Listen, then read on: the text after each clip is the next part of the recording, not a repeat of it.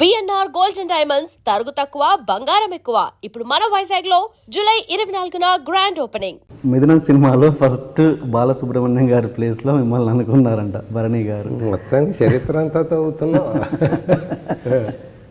అసలు అది మీ మీద చాలా వర్క్ చేశారు, మీరు దానికి గెటప్స్ కూడా అనుకున్నారు, మరి అంత అనుకుని నేను అన్ని ఆబ్జెక్టివ్ టైపుల్లో నువ్వు 1 లైన్ క్వశ్చన్ అడిగితే నేను హాఫ్ లైన్లో జవాబు ఇవ్వాలి అనుకుంటున్నాను ప్రతి ప్రశ్నకి. నువ్వు అడిగే ప్రతిదీ కూడా ఒక వాల్యూమ్ 1 వాల్యూమ్ 2 కూడా పెడితే తప్ప అవన్నీ అంత ఏం పర్లేదు, డీటెయిల్గానే కావాలి. చెప్పండి ఎందుకు మీరు అది ఎక్కడ కుదరలేదు? నాకు తెలిసి మీరు అలాంటి క్యారెక్టర్లు వదులుకోరు, అలాంటి క్యారెక్టర్లు మీరు కోరుకుంటారు. అన్నీ జరిగాయి. ప్రొడ్యూసర్స్ ఎల్బి శ్రీరామ్ మీద మార్కెట్ ఓకే. అతను కూడా విశ్వ ప్రయత్నం చేశాడు భరణి.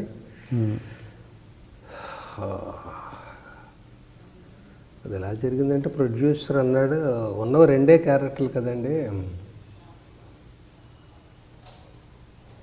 అడ్వాన్స్ పంపించాడు పెద్ద అమౌంట్ నాకు. పంపించాక తర్వాత ఇప్పుడు సమ్మర్లో ఎందుకు అది డ్రై, ఇది 2 క్యారెక్టర్లు కదా, అక్టోబర్ నవంబర్ అయితే మంచి వింటర్ సీజన్లో భలే ఉంటుంది గ్రీనరీ, అప్పుడు పెట్టుకుంటే బాగుంటుంది కదా, మన అంతా పెద్ద వైశాల్యంగా ఇల్లు అది తోట అది కదా. నేను ఒప్పుకోలేదు. చిన్న సినిమా, రోజు లేట్ అయినా మారిపోతాయి ఆలోచనలు, వెంటనే చేద్దామని భరణికి చాలాసార్లు చెప్పాను. మా తమ్ముడు ఒప్పుకోవట్లేదు, చేసేద్దాం అంటూ ప్రొడ్యూసర్ తోటి నేను అని చూస్తానని ప్రొడ్యూసర్ ఏమండి మీరు అడిగి చూడండి ఒప్పుకుంటే అని నా మీద పెట్టాడు. నేను ఒప్పుకోవట్లేదు అని, ఏ సంగతి 2 నిమిషాలు టైం ఇవ్వండి మీరు ఎంతగా అంటున్నారు కాబట్టి టాయిలెట్కి వెళ్ళి వస్తాను బయటకు వెళ్ళాను. మా వాడు టాయిలెట్కి వెళ్ళలేదు, దమ్ములాగా వచ్చి చెప్తాడు చూడు ఇప్పుడు బాంబే వేస్తాడు అన్నాడు భరణి. వెళ్ళొచ్చాక నేను ఇప్పుడైతేనే చేస్తాను అనడానికి బదులు రివర్స్లో అన్నాను. సరే అప్పుడే చేయండి, మీరు ప్రొడ్యూసర్ డబ్బు పెట్టేది మీరు అప్పుడే బాగుంటుంది అన్నప్పుడు మొండిగా ఇప్పుడే చేయమని అనడం కరెక్ట్ కాదు. రేపొద్దు ఆడకపోతే ఎంత చెప్పినా వినలేదు మూర్ఖుడు అంటారు. ఇప్పుడే చేయండి, కానీ మారిపోతాయి ఆలోచనలు చూసుకోండి, చిన్న సినిమాది, అప్పుడు ఎవడు రాజు ఎవడు మంత్రి అక్టోబర్ నాటికి అన్నాను. అన్న తర్వాత వాళ్ళ డిస్కషన్స్లో ఏమండి ఎల్బి 2 ఆర్టిస్టులు, ఎల్బి గారు ఓకే పాత నటుడు, పక్కన ఎవరో కొత్త అమ్మాయిని పెట్టారేంటి, ఉన్న 2లో పక్కనే జయసుధ గారు, రాధిక, జయప్రద అలాంటి వాళ్ళు ఉంటే బాగుంటుంది కదా అని మొత్తానికి లక్ష్మి గారు అలా ఏవో పేర్లు వచ్చి లక్ష్మి గారిని బుక్ చేశారు. తర్వాత వాళ్ళ ఆలోచన విధానం మారింది. ఎల్బి గారి పక్కన అమ్మాయి ఏంటండి అన్నది ఇప్పుడు లక్ష్మి గారి పక్కన ఎల్బి గారు ఏంటండి ఇలాగొచ్చింది. సో కట్ చేస్తే భరణి ఎల్బి శ్రీరామే ఉండాలి నాకు అన్నాడు. అది ఆలోచించండి ఇంకోసారి, అక్టోబర్ దాకా టైం ఉంది కదా అన్నాడు. అక్టోబర్కి ఆ ప్రొడ్యూసర్ లేడు, ఆ సినిమా లేదు, ఆ ప్రాజెక్టు లేదు. నేను అది ఇన్సల్ట్గా భావించి నాకు ఇచ్చిన అడ్వాన్స్ తిప్పి పంపేశాను. ఓకే, పెద్ద అమౌంట్ అది అది చూసి ఆయన అన్నాడట, ఇలాంటి వాళ్ళు కూడా ఉంటారు ఇండస్ట్రీలో, కోపం వచ్చి డబ్బులు ఉంచుకోవాలి తప్ప వెనక్కి పంపేయడం ఏంటి అన్నాడు. సో నా వరకు ఐఎమ్ క్లియర్. నేను అనుకో చాలా కష్టపడ్డాను దాని గురించి. కరాటే నేర్చుకున్నాను. ఒక సీన్లో అది కరాటే చేయాలి, ఒక సీన్లో వాడు ఇంగ్లీష్ ఇది చెప్పాలి, అది ఎడమండి లెసన్ చెప్పాలి, కాలేజ్ స్కూల్ హెడ్ మాస్టర్ వాడు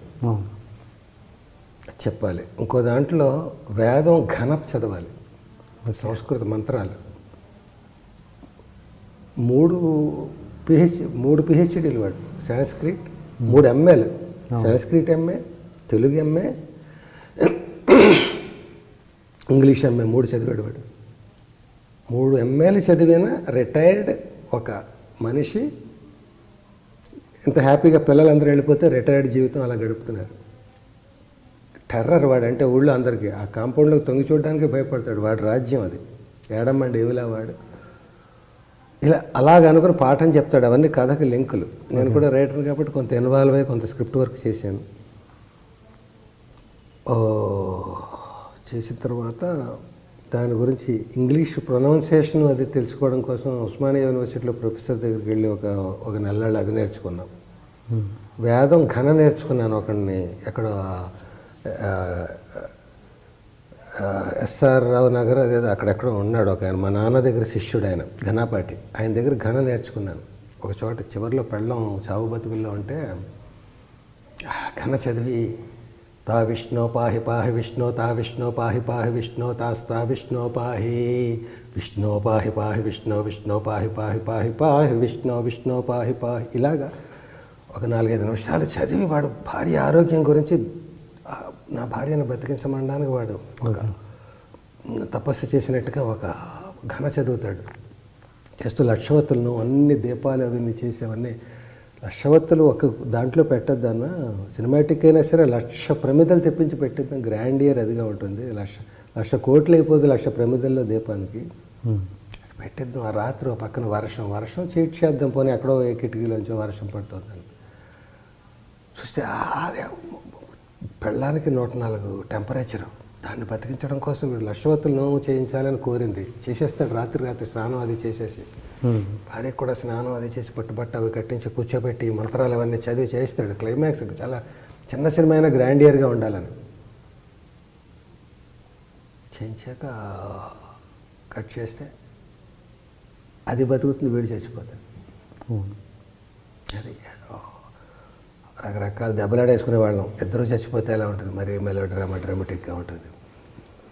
అదే చచ్చిపోతే ఎలా ఉంటుంది, భార్య వీడు చచ్చిపోతే ఇలా కుమ్మేసుకునేవాళ్ళం. అక్కడ అవన్నీ కొలతలు కొలవడానికి టేపులు పెట్టి ముగ్గులు వేసేసి ఎక్కడో రకరకాల లొకేషన్లు, అక్కడెక్కడో కండవెల్లి ముక్కాలని, ఇంకో ఊరని, విజయవాడ అని, ఇక్కడ కరాటే క్లాసులు, అక్కడ ఇంగ్లీష్ ప్రొనౌన్సియేషన్ క్లాసులు ఉస్మానియా యూనివర్సిటీలో, ఇక్కడ ఘన ఇంకో చాట, ఇక్కడ స్క్రిప్టు ఒక వెర్షన్ నేను రాయడం, ఇంకా గోలగా ఉండేది. తుస్సు చివరికి ఇక్కడ ఉంటే వస్తుంది. ఇప్పుడు అది చేయకపోతే సొంత ఊరు చేసుకున్నాను. సో తర్వాత అలా చేసేసారు. ఇంకో ప్రొడ్యూసర్ మారాడు, ఈక్వేషన్ మారాడు. డెఫినెట్గా బాలసుబ్రహ్మణ్యం గారు రేంజ్ ఎక్కడ, మన రేంజ్ ఎక్కడ. నేను అంత ఇమేజ్, ఆ పొట్టిపడే ఇమేజ్ కాదు కదా. ప్రొడ్యూసర్ డబ్బు కూడా చూసుకుంటాడు కాబట్టి పెట్టిన డబ్బులో సగమైన రావాలని చూసుకుంటాడు కదా. మనకు తెలుసు కాబట్టి నిజాయితీగా డబ్బు ఇచ్చేయడం అది.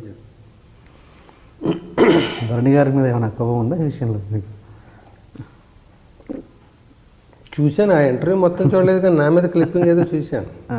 వాడు కత్తులు నూరేసి ఉంటాడు, వాడు సినిమాయే చూసి ఉన్నాడు, వాడి తెక్కలోడు ఇవన్నీ చెప్పాడు. కొంచెం ఎక్స్ట్రా చెప్పాడు నా గురించి, లేనిపోను పుట్టగించి కల్పించి చెప్పాడు. ఏమన్నీ ఏదో నేను బతక నేర్వని వాడినని, అమాయకుండని, నాకు సినిమా నాలెడ్జ్ లేదని, హర్ట్ అయిపోతానని ఏదో చాలా చెప్పాడు. ఒకటి మాత్రం నిజం, అగర్భ శత్రువులు మేమిద్దరు. అది హెడ్డింగ్ పెట్టి ఏదో కటింగ్ చేశారు కదా మీరు? అవునా, తెలియదు. చేశారు. అది చూసి అసలు డీటెయిల్స్లో మా అసిస్టెంట్ అడిగాను, అదంటే తీయండి మేమిద్దరం ఉన్నదంటే 8 నిమిషాలు 10 నిమిషాలు ఉంది, అక్కడో బిట్టు అలాగా. సో నాటకాల రోజుల్లో అసలు ఇద్దరు ఒకరినొకళ్ళు కేర్ చేసేవాళ్ళం కాదు. వెళ్ళి అలవా చూసుకుందాం, ఆ పరిషత్తులా చూసుకుందాం, ఈ పరిషత్తులా. Okay okay.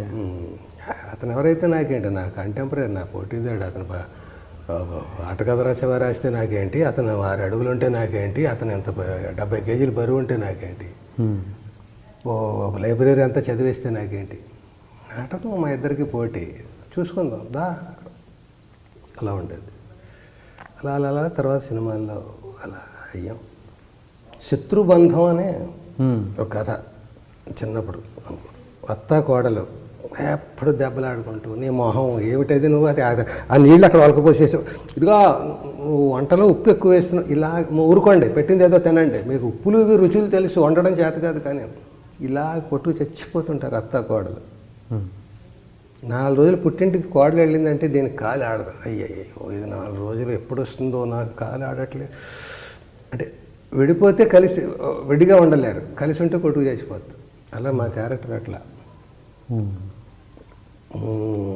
ఇద్దరికి పడదు, కానీ విడిచి ఉండలేం. అది కొంత ఆర్టిఫిషియాలిటీ, కొంత నిజం. ఓకే. వృత్తిపరంగా అతనంటే నాకు ప్రాణం అన్నాను, ఆర్టిఫిషియాలిటీ. ఓకే. లేదు, ఏదో అనుబంధం, ఏదో మా మధ్య ఏదో మ్యాగ్నెట్ ఏదో ఉంది. అది ఎంతమంది ఉంటే మా ఇద్దరి మధ్య ఎందుకు, ఏమో అవసరం ఉంది? నా వేషాలు అతను పట్టుకుపోతున్నాడా, అతని వేషాలు నేను పట్టుకుపోతున్నాను? ఏదో ఒక ఉండాలి అట్లాగా, నువ్వా నేనా అనేది ఎవరో ప్రతి మనిషిగా ఇంకొకటి ఉండాలి, ఆపోజిట్ ఫోర్స్. అలా ఎందుకో ఫిక్స్ అయ్యాం. అతనికి నేను ఆపోజిట్ ఫోర్స్ కాదేమో, కానీ నేను అతను ఆపోజిట్ ఫోర్స్గా ఫీల్ అవుతాను. నాకు ఎవడో ఆ యుద్ధానికి ఒక ఆపోజిట్ ఫోర్స్ ఉండాలి కాబట్టి. నేను అదే ఓడిపోవచ్చు మహా అయితే, యుద్ధం జరుగుతుంది కదా. ఓకే.